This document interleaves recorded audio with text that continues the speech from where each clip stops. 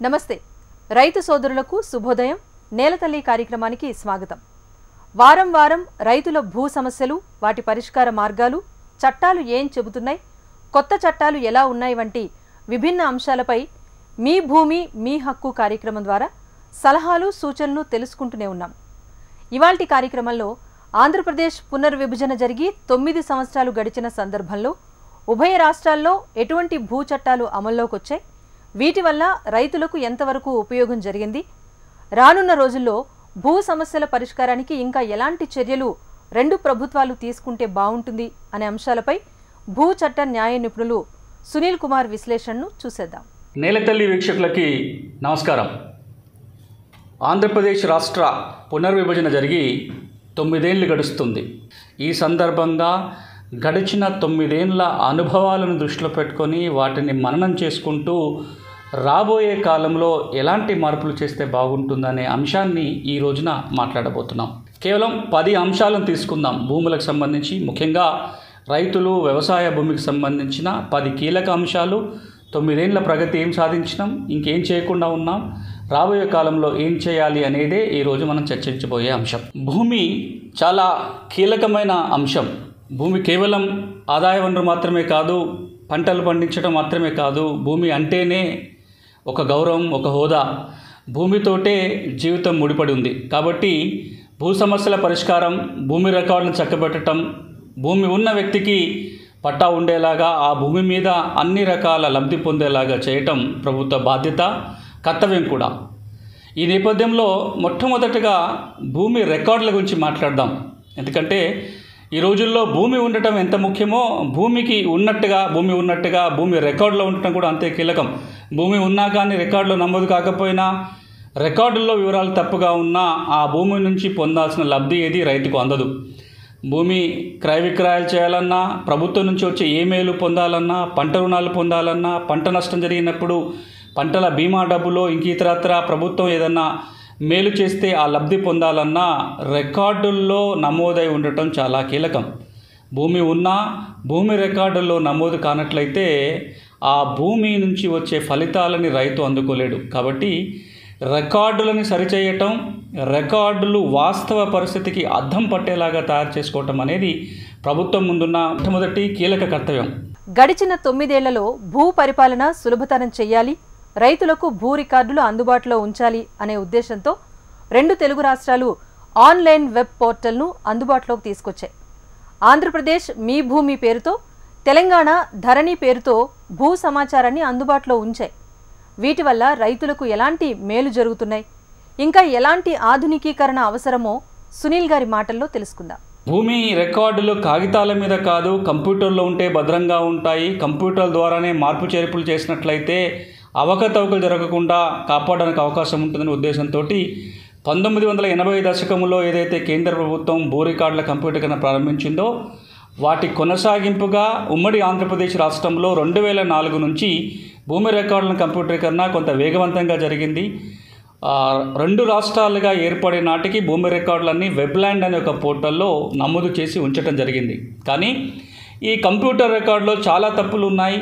భూమి ఒక్కరిదైతే ఇంకో పేరు రికార్డులో నమోదు కావటం, ఎక్కువ తక్కువ విస్తీర్ణాలు ఉండటం, రకరకాల సమస్యలు ఉన్న నేపథ్యంలో 2 రాష్ట్రాలుగా ఏర్పడిన తర్వాత ఆంధ్రప్రదేశ్ రాష్ట్రంలో మీ ఇంటికి మీ భూమి పేరుతోటి రికార్డులన్నింటినీ సరిచేసి గ్రామ సభలు నిర్వహించి ఆన్లైన్ రికార్డులు సరిచేసి మీ భూమి అనే ఒక వెబ్ పోర్టల్ని అందుబాటులోకి తీసుకురావడం జరిగింది। మరోపక్క తెలంగాణ రాష్ట్రంలో భూ రికార్డుల ప్రక్షాళన పేరుతోటి భూమి రికార్డులని గ్రామాలకు పంపి గ్రామ రెవెన్యూ అధికారులు ఇతర రెవెన్యూ సిబ్బంది ఆధ్వర్యంలో భూమి రికార్డులను సరిచేసిన రికార్డులని ధరణి అనే ఒక వెబ్ పోర్టల్లో రాష్ట్ర ప్రభుత్వం తీసుకురావడం జరిగింది। ఇప్పుడు ఆంధ్రప్రదేశ్ రాష్ట్రంలో మీ భూమి అనేది ల్యాండ్ రికార్డ్స్ తీసుకోవడానికి చూడడానికి ఉన్న ఒక ఆన్లైన్ వెబ్ పోర్టల్ అయితే, తెలంగాణ రాష్ట్రంలో ధరణి అనే ఒక వెబ్ పోర్టల్ తెలంగాణ ఏర్పడే నాటికి వెబ్లాండ్ని కాస్త మా భూమిగా మార్చారు, మా భూమి కాస్త ఈ రోజున ధరణి పోర్టల్ అయింది। ఆంధ్రప్రదేశ్ రాష్ట్రంలో వెబ్లాండ్ పోర్టల్ని మీ భూమి పోర్టల్గా మార్చడం జరిగింది ఈ రికార్డులో ఉన్న చాలా తప్పులు సరిచేసిన తర్వాత। అయినా కానీ నేటికి కూడా ఆన్లైన్ రికార్డులో చాలా తప్పులు ఉన్నట్టుగా మనకు కనపడుతుంది। తెలంగాణ రాష్ట్రంలో ధరణికి సంబంధించి ఎన్నో సమస్యలతో రైతులు దరఖాస్తులు పెట్టుకుంటున్నారు, వేల సంఖ్యలో సమస్యలు ఇంకా అపరిష్కృతంగా ఉన్నాయి।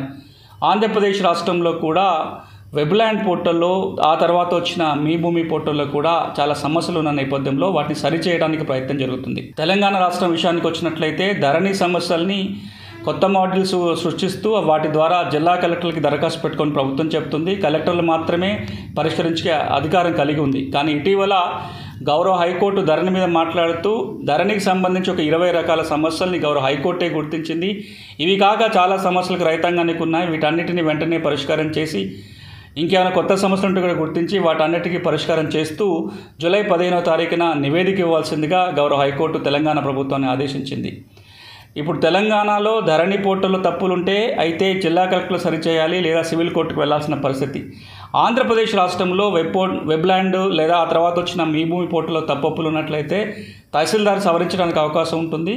దానికి తోడుగా ఒక పక్కన ఆన్లైన్ రికార్డులను సవరిస్తూనే భూముల సర్వే ప్రారంభించారు కాబట్టి కొత్త రికార్డులు వచ్చే అవకాశం ఆంధ్రప్రదేశ్లో ఉన్నాయి. ఈ నేపథ్యంలో ఆన్లైన్ రికార్డు విషయానికి వచ్చినట్లయితే ఆన్లైన్ రికార్డులు వాస్తవ పరిస్థితికి అద్దం పట్టేలాగా ఉండాలి. తప్పులు ఏమైనా ఉంటే వెంటనే సవరించే మార్గం ఉండాలి. ఈ సవరణ కార్యక్రమం రైతుకి భారం కాకుండా చూడాలి. అధునాతన పరిజ్ఞానం వినియోగించుకుంటూ ఈ ఆన్లైన్ రికార్డులో ఎలాంటి ట్యాంపరింగ్ జరగకుండా చూడాలి. మాన్యువల్ రికార్డులో తప్పులు జరుగుతున్నాయి, మాన్యువల్ రికార్డుని ట్యాంపర్ చేస్తానికి అవకాశం ఉంది అనే రోజులలో ఆన్లైన్ రికార్డులో కూడా పట్టాదారికి తెలియకుండానే మార్పులు జరుగుతున్న సందర్భంగా కొత్త టెక్నాలజీని వాడుకుంటూ సెక్యూర్గా ఈ రికార్డులు ఉంచే ప్రయత్నాలు రెండు రాష్ట్ర ప్రభుత్వాలు చేయాల్సిన అవసరం ఎంతైనా ఉంది. భూ సమస్యలకు ప్రధాన కారణం భూ విస్తీర్ణంలో అవకతవకలు ఉండటం. దీన్ని సరిదిద్దాలి అంటే భూ సర్వే చేపట్టడం చాలా అవసరమని నిపుణుల మాట. గడిచిన 9 సంవత్సరాల్లో భూ సర్వే విషయంలో రెండు రాష్ట్రాలు ఎలాంటి చర్యలు చేపట్టాయో ఇప్పుడు చూద్దాం. తెలంగాణ ప్రాంతంలో చివరిసారిగా భూముల సర్వే జరిగి 80 ఏళ్ళు కావస్తుంది. ఆంధ్రప్రదేశ్ రాష్ట్రంలో 110 ఏళ్ల పైన అయిపోయింది భూముల రీసర్వే జరిగి. భూములని అప్పుడు సర్వే చేసినప్పుడు మాన్యువల్గా చేయటం వలన ఈ రోజున భూమిపై సర్వే రాళ్ళు ఉంటే తప్ప హద్దులు గుర్తించలేని పరిస్థితి. ఈ నేపథ్యంలో అధునాతన పరిజ్ఞానాన్ని వినియోగించుకుంటూ జీపీఎస్, డీజీపీఎస్, డ్రోన్స్ ఇలాంటి ఎంతో అధునాతనమైన పరిజ్ఞానం అందుబాటులో వచ్చిన నేపథ్యంలో 30 ఏళ్లకు ఒకసారి జరగాల్సిన రీసర్వే అన్నా ఇప్పుడైనా రెండు రాష్ట్రాల్లో చేయాలి అని చెప్పి పెద్ద ఎత్తున డిమాండ్ నేపథ్యంలో ఆంధ్రప్రదేశ్ రాష్ట్రం గత సంవత్సరమే భూముల రీసర్వే ప్రారంభించింది. ఈ పాటికే 2000 గ్రామాలలో రీసర్వే పూర్తి చేసింది. రాబోయే సంవత్సర కాలంలో రాష్ట్రంలో ఉన్న మొత్తం వ్యవసాయ భూమిని, వ్యవసాయేతర భూమిని రీసర్వే పూర్తి చేసి కొత్త రికార్డులు తయారు చేసే దిశగా ప్రయాణం చేస్తుంది. తెలంగాణ రాష్ట్రంలో మొదటి 2 బడ్జెట్లో రీసర్వే కోసం 1,000 కోట్ల రూపాయల బడ్జెట్ కేటాయింపు అయితే జరిగింది, కానీ ఇంకా సర్వే ప్రారంభం కావాల్సి ఉంది. తెలంగాణ భూ సమస్యలు పూర్తిగా శాశ్వతంగా పరిష్కారం కావాలి అంటే భూముల సర్వే జరగటం తప్పనిసరి. ఇప్పటికైనా తెలంగాణ రాష్ట్ర ప్రభుత్వం భూముల సర్వేని చేపట్టాల్సిన అవసరం ఎంతైనా ఉంది. ఆంధ్రప్రదేశ్ రాష్ట్రం ఏదైతే సర్వే చేస్తుందో రేపొద్దున తెలంగాణ రాష్ట్రం సర్వే చేసినా సరే ప్రజల్ని భాగస్వాములు చేయటం, ప్రజల్ని చైతన్యవంతులు చేయటం, భూముల సర్వే జరుగుతున్నప్పుడు గ్రామాలలో యువతీ యువకుల్ని భాగస్వాములు చేస్తూ సర్వే చేసినట్లయితే చిన్న సన్నకారు రైతులకి, పేదలకి అన్యాయం జరగకుండా ఉంటుంది. వాళ్ళ హక్కుల్ని కాపాడడానికి అవకాశం ఉంటుంది. అంతేకాదు భూముల రీసర్వే జరిగినప్పుడు విపరీతంగా భూ సమస్యలు వస్తాయి కాబట్టి ఆ సమస్యల పరిష్కారానికి మండల స్థాయిలోనే ట్రిబ్యునల్ ఏర్పాటు చేయటం, జిల్లా స్థాయిలో కూడా పరిష్కార యంత్రాంగాన్ని ఏర్పాటు చేసినట్లయితే 2-3 సంవత్సరాల కాలంలో భూముల సమగ్ర సర్వే పూర్తి చేసి కొత్త రికార్డులను తయారు చేసుకోవడానికి అవకాశం ఉంటుంది. ఆంధ్రప్రదేశ్ సర్వే పూర్తి కావాలని తెలంగాణ రాష్ట్ర ప్రభుత్వం వెంటనే సర్వే ప్రారంభించాలని ఆశిద్దాం. భూ వివాదాలు, భూ సమస్యల పరిష్కారానికి రెండు తెలుగు రాష్ట్రాలు ఎలాంటి నిర్ణయాలు తీసుకున్నాయి? వీటి వల్ల రైతుల సమస్యలు ఎంతవరకు తీరాయి? ఇంకా ఎలాంటి చర్యలు చేపడితే రైతులకు శాశ్వత పరిష్కారం దొరుకుతుందో సునీల్ కుమార్ మాటల్లో తెలుసుకుందాం. ఒకప్పుడు ఉమ్మడి ఆంధ్రప్రదేశ్ రాష్ట్రంలో భూ సమస్యల్ని పరిష్కరించే అధికారం రెవెన్యూ యంత్రాంగానికి ఉండేది. అది ఆర్ఓఆర్ భూమి రికార్డులకు సంబంధించి అయినా, ఇతర భూ సమస్యలకు సంబంధించి అయినా, యాజమాన్య హక్కుల వివాదాలు సివిల్ కోర్టులు పరిష్కరించేటివి. ఈ రెవెన్యూ సివిల్ కోర్టులలో వేల సంఖ్యలో కేసులు పెండింగ్లో ఉన్నాయి. పేదలకి అన్యాయం జరుగుతుంది అని చెప్పి అప్పటి భూ కమిటీ నివేదిక కూడా పేర్కొంది. కొన్నేళ్ల క్రితం లెక్కల ప్రకారం చూసినా సివిల్ కోర్టులో ఉన్న 66% కేసులు కూడా భూమికి సంబంధించి ఉన్న నేపథ్యంలో తెలంగాణ రాష్ట్ర ప్రభుత్వం 6 కేసులకు సంబంధించి ఒక కీలకమైన మార్పు చేస్తూ రెవెన్యూ కోర్టులను రద్దు చేస్తూ 6 పట్టాదారు పాస్ పుస్తకాలకు సంబంధించిన సమస్యలే ఉన్నా సరే సివిల్ కోర్టుకు వెళ్లాల్సిందే అని చెప్పడం జరిగింది.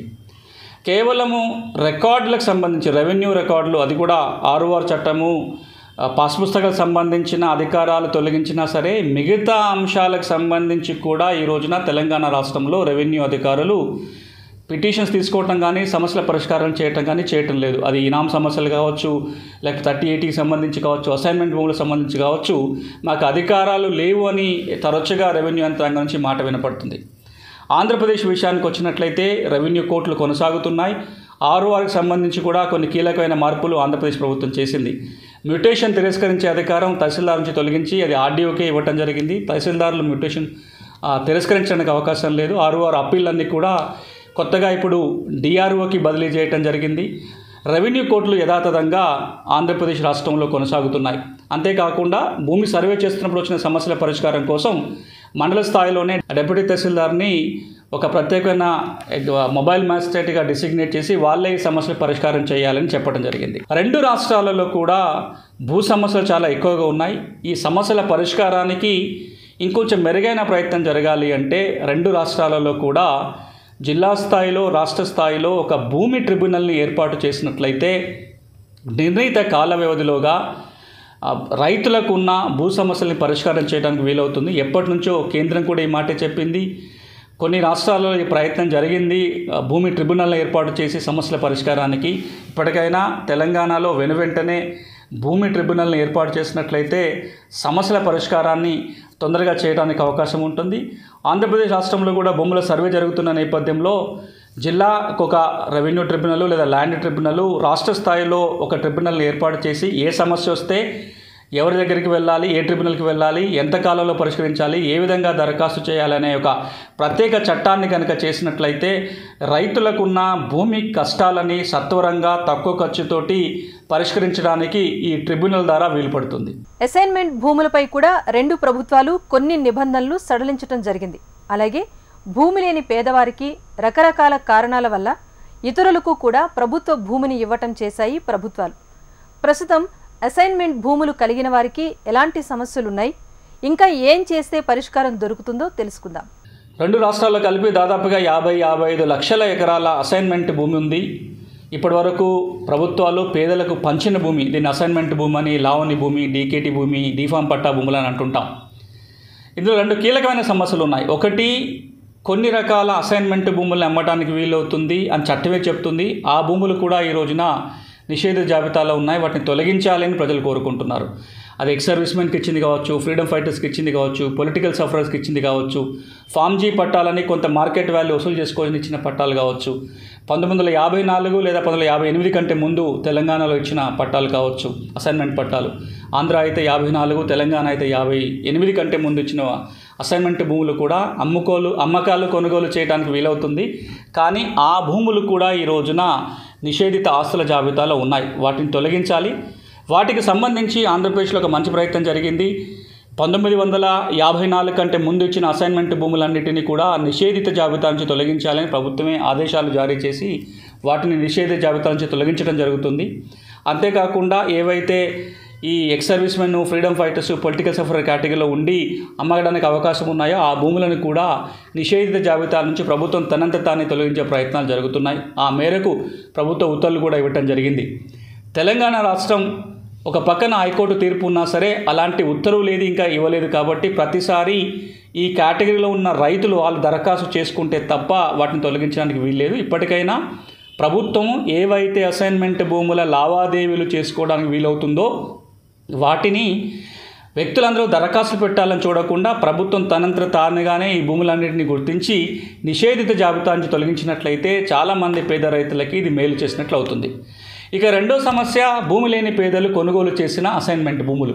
ఆంధ్రప్రదేశ్ రాష్ట్రంలో అయితే 2007 ముందు, తెలంగాణలో అయితే 2017 ముందు అసైన్మెంట్ భూముల్ని ఎవరైనా భూమి లేని పేదలు కొనుగోలు చేసినట్లయితే వాళ్ళని భూమి నుంచి తొలగించకుండా వాళ్ళకే లావణి పట్టా లేదా డీఫామ్ పట్టాలు ఇవ్వడానికి అవకాశం ఉంటుంది. అలాంటి ప్రయత్నాలు జరగాలి. చాలా ఎక్కువ మంది దరఖాస్తులు ఇంకా పెండింగ్లో ఉన్నాయి. ఇక అసైన్మెంట్ భూములకు సంబంధించిన మరొక సమస్య ఏంటంటే అసైన్మెంట్ భూములకి పూర్తి పట్టా హక్కులు కావాలని కోరుకుంటున్నారు. పిఓటి చట్ట ప్రకారం అయితే అసైన్మెంట్ భూములు అన్యాక్రాంతం చేయడానికి వీల్లేదు. కానీ కొంత కాల పరిమితి దాటిన తర్వాత అసైన్మెంట్ భూములకు కూడా పూర్తి పట్టా హక్కులు కల్పించాలని వస్తున్న డిమాండ్ నేపథ్యంలో ఆంధ్రప్రదేశ్లో ఇప్పటికే ఇంటి స్థలాలు అయితే 15 సంవత్సరాల తర్వాత అమ్ముకోవచ్చు అని ఒక అమెండ్మెంట్ తీసుకురావడం జరిగింది. అసైన్మెంట్ భూముల్ని విండ్ మిల్స్ ఏర్పాటు చేసుకోవడానికి, లీజ్కి ఇవ్వడానికి అవకాశం కల్పిస్తూ ఒక వెసులుబాటు కల్పించడం జరిగింది. అదేవిధంగా అసైన్మెంట్ భూములకు పట్టా హక్కులు కల్పించడంపై అధ్యయనం చేయడానికి ఒక కేబినెట్ సబ్ కమిటీని కూడా వేయడం జరిగింది.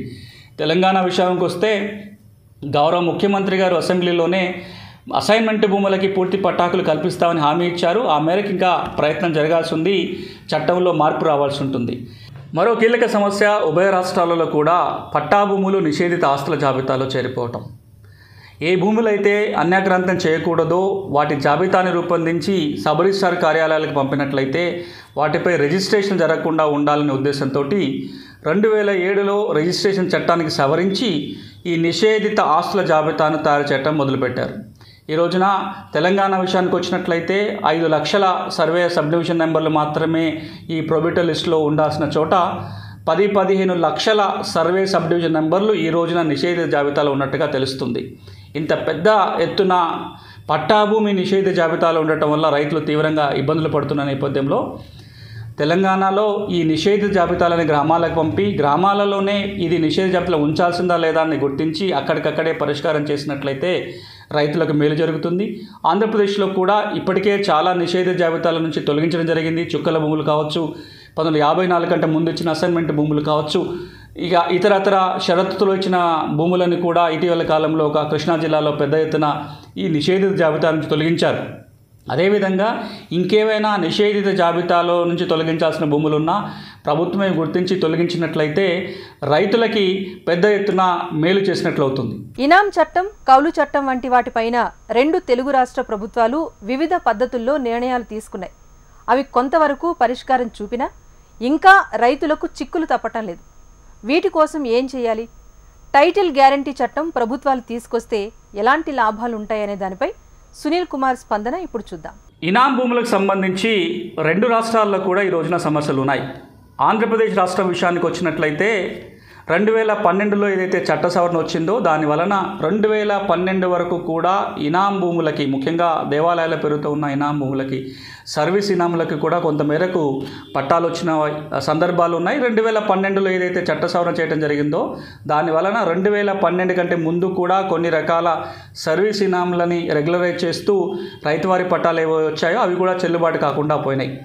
ఈ నేపథ్యంలో ఇంతకు మునుపున్న ప్రభుత్వంలో ఒక ఆర్డినెన్స్ జారీ చేస్తూ 2012 తర్వాత ఈ భూములకి రైతువారి పట్టా ఇవ్వడానికి వీల్లేదు, కానీ 2012 వరకు ఇచ్చిన రైతువారి పట్టాలు చెల్లుబాటు అవుతాయని ఆర్డినెన్స్ తీసుకురావడం జరిగింది. కానీ ఆ ఆర్డినెన్స్ అమల్లోకి రాలేదు. ఇప్పుడు ఎవరైతే 2012 వరకు రైతువారి పట్టాలు కొన్ని రకాల సర్వీస్ ఇనాములకు పొందిన వాళ్ళు ఉన్నారో వాళ్ళు ఇబ్బందులు పడుతున్న నేపథ్యంలో ఈ సమస్య పరిష్కారానికి చట్ట సవరణ కోసం ఆంధ్రప్రదేశ్ ప్రభుత్వం ప్రయత్నం చేయాలి. తెలంగాణ విషయానికి వచ్చినట్లయితే ఇటీవల గౌరవ హైకోర్టు ఒక తీర్పు ఇవ్వడం జరిగింది ఇనాం భూములకు సంబంధించి. ఎవరైతే ఇనాం భూములు కొనుగోలు చేశారో వారికి ఓఆర్సీ ఇవ్వడానికి వీల్లేదని చెప్పి గౌరవ హైకోర్టు తీర్పిచ్చింది.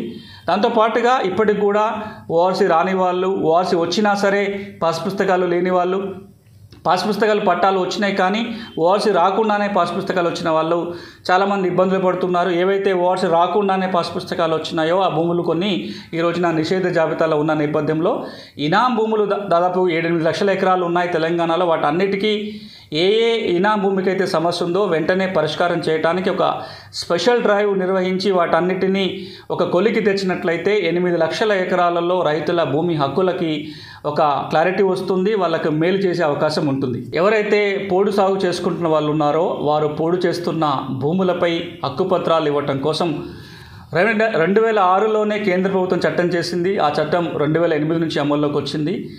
తెలంగాణ రాష్ట్రంలో ఒక 93,000 మందికి ఆ చట్టం కింద హక్కుపత్రాలు వచ్చినాయి. ఆంధ్రప్రదేశ్ రాష్ట్రంలో 1,16,000 మందికి హక్కుపత్రాలు ఇవ్వటం జరిగింది.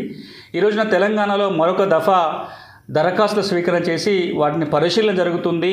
మరొక 4 లక్షల మంది 12 లక్షల ఎకరాల అటవీ భూమి కోసం దరఖాస్తులు పెట్టుకున్న నేపథ్యంలో జూన్ నెల 20 తర్వాత నుంచి పోడు భూములకు పట్టాలు ఇస్తామని చెప్పి తెలంగాణ రాష్ట్ర ప్రభుత్వం చెబుతుంది. ఈ నేపథ్యంలో తెలంగాణ రాష్ట్రంలో అటవీ హక్కుల చట్టం మేరకు ఎవరెవరైతే అర్హులు ఉన్నారో వాళ్ళందరికీ హక్కుపత్రం దక్కాలి. అదే సమయంలో అర్హత లేని వాళ్ళకి ఎవరైతే పట్టాలు కోసం దరఖాస్తు పెట్టుకున్నారో వాళ్ళని తిరస్కరిస్తూ రాతపూర్వకంగా ఉత్తర్వులు ఇవ్వాల్సిన అవసరం కూడా ఎంతైనా ఉంది. హక్కుపత్రం ఇవ్వటం ఎంత ముఖ్యమో, అర్హత లేని వాళ్ళు కనుక దరఖాస్తు పెట్టుకుంటే వాళ్ళ దరఖాస్తుని తిరస్కరించినట్టు కూడా ఒక ఆర్డర్ కాపీని కూడా వాళ్ళకి ఇచ్చినట్లయితే అడవులను కాపాడుకోవడానికి, అడవి మీద ఆధారపడ్డ వాళ్ళ హక్కుల్ని గుర్తించడానికి ఇది ఉపయోగపడుతుంది. ఆంధ్రప్రదేశ్లో కూడా ఇంకెవరైనా సరే అర్హులు ఉండి పోడు భూములకి పట్టాలు రాని వాళ్ళు ఉంటే అలాంటి వాళ్ళకు కూడా పట్టాలు దక్కాలని కోరుకుందాం.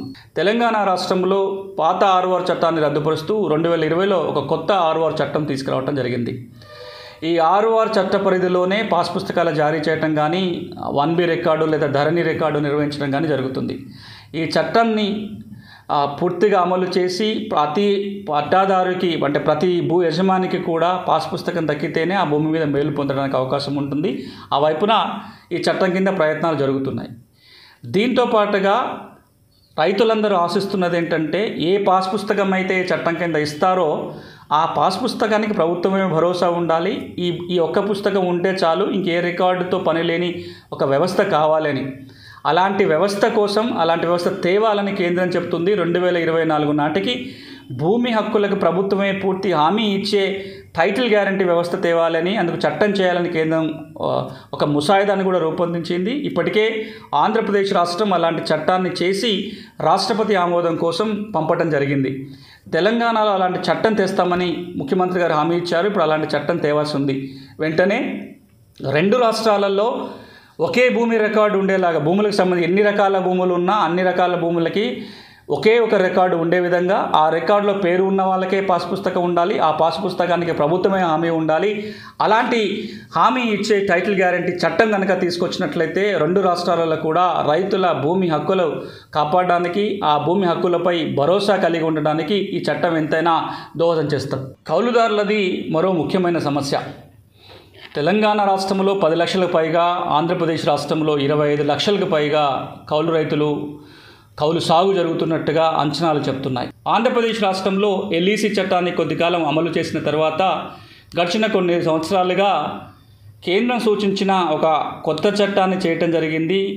ఈ రుణ అర్హత కార్డులు కావచ్చు, ఆ తర్వాత వచ్చిన పంట సాగు హక్కుల చట్టంలో వచ్చిన గుర్తింపు కావచ్చు, ఇవి ఆశించిన మేరకు కౌలు రైతుల్ని గుర్తించడంలో దోహదం చేయటం లేదు. ఇంకొన్ని మార్పు చేర్పులు చేయాలి అని చెప్పి కౌలుదారుల నుంచి సూచనలు వస్తున్నాయి. చాలామంది కోరుకుంటున్న నేపథ్యంలో 2012 నుంచి 2023 మధ్యలో ఈ 2 చట్టాల అనుభవాలను దృష్టిలో పెట్టుకొని ఆంధ్రప్రదేశ్ ప్రభుత్వం ఇప్పుడున్న చట్టంలో కొన్ని మార్పు చేర్పులు చేయాల్సిన అవసరం ఉంది.